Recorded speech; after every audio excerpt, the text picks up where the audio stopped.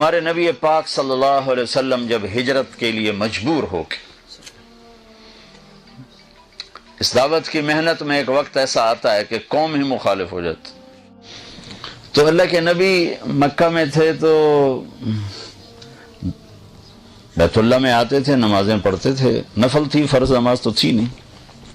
پھر حضرت حمزہ نے کلمہ پڑھا، حضرت عمر نے پڑھا، تو پہلی دفعہ مسجد میں نماز پڑھے گی، نفل ہی تھی، فرض نہیں تھی۔ لیکن پھر بھی جب زیادہ ہو گیا کام اور رہنا مشکل ہو گیا تو آپ نے ہجرت کا ارادہ کیا۔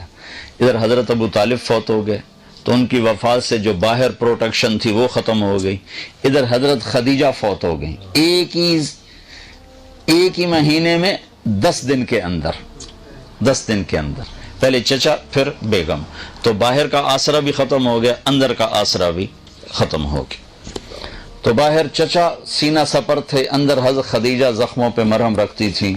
تو جب آپ دونوں طرف سے تنہا ہو گئے تو پھر قریش نے تنگ کرنا، پہلے ہاتھ نہیں اٹھاتے تھے، پھر قریش نے مارنا شروع کیا، پیٹنا شروع کیا۔ تو اس پر ہمارے نبی فرماتے ہیں ما اسرا ما وجدنا فقدک یا اے میرے چچا، تیرے جانے کی کمی بڑی جلدی محسوس ہونے لگی۔ پہلے کوئی ہاتھ نہیں اٹھاتا تھا، پھر مار پیٹ، پتھر، روڑے، اور گردن میں چادر ڈال کے عقبہ نے جو مروڑنا شروع کیا، آنکھیں باہر نکل بے بسی کے ساتھ، اور سجدے میں تھے تو اوپر آ کر اونٹوں کی اوجڑی پھینک دیا، آپ کو اٹھنا مشکل ہو گیا۔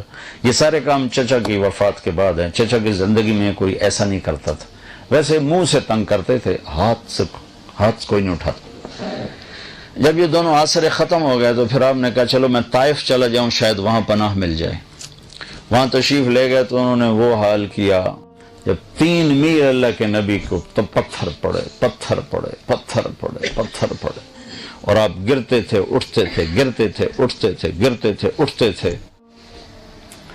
تو جب آپ واپس پہنچے تو آپ کو مکے میں داخل ہونے کی ہمت نہیں رہی، تو آپ نے سہیل بن عمر کو پیغام بھیجا، مجھے پناہ دو، میں اندر آنا چاہتا ہوں۔ اس نے انکار کر دیا۔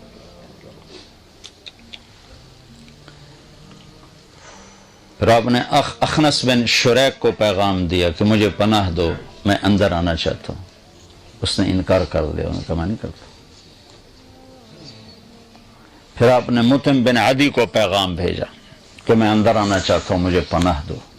تو پھر مطعم اپنے بچوں کو لے کر گیا اور آپ کو لایا اور کہا کہ میں نے ان کو پناہ دی ہے، ان پر کوئی ہاتھ نہ اٹھائے۔ تو حالات ایسے ہو گئے تھے کہ رہنا بڑا مشکل ہو گیا تھا۔ تو آپ نے پھر حج کے دنوں میں حاجیوں میں گشت کرنے شروع کیے کہ کوئی مجھے ساتھ لے جائے اور میں اللہ کا پیغام پہنچاؤں۔ تو سب سے زیادہ جو دکھ والی بات آپ سنتے تھے وہ یہ ہوتی تھی کہ قبیلے والے پوچھتے تیری قوم کا تیرے ساتھ کیا معاملہ ہے، تو آپ فرماتے انہوں نے تو جھٹلا دیا ہے۔ تو وہ کہتے جب تیری قوم نے تجھے جھٹلایا ہے تو ہم تجھے سچا کیسے جانیں۔ پھر آپ بڑے دکھی دل کے ساتھ واپس آتے تھے۔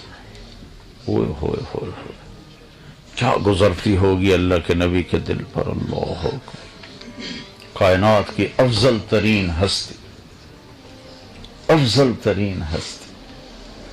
وَأَحْسَنَ مِنْكَ لَمْ تَرَ قَطُّ عَيْنِي، یا رسول اللہ آپ جیسا حسین کسی آنکھ نے نہیں دیکھا، نہ میری آنکھ نے دیکھا۔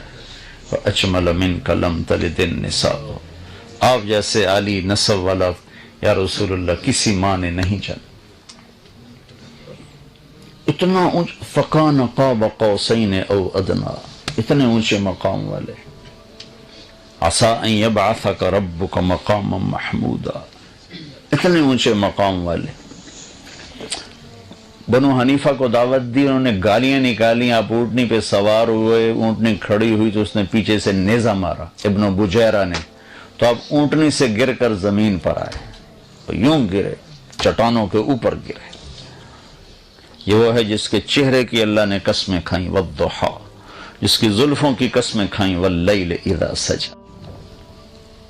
نیزہ لگا، الٹ کے گرے، دعوت دیتے تھک گئے۔ نتیجہ کیا ہوا، کسی نے منہ پہ تھوک دیا، کسی نے تھپڑ مار دیا، کسی نے کرتا پھاڑ دیا۔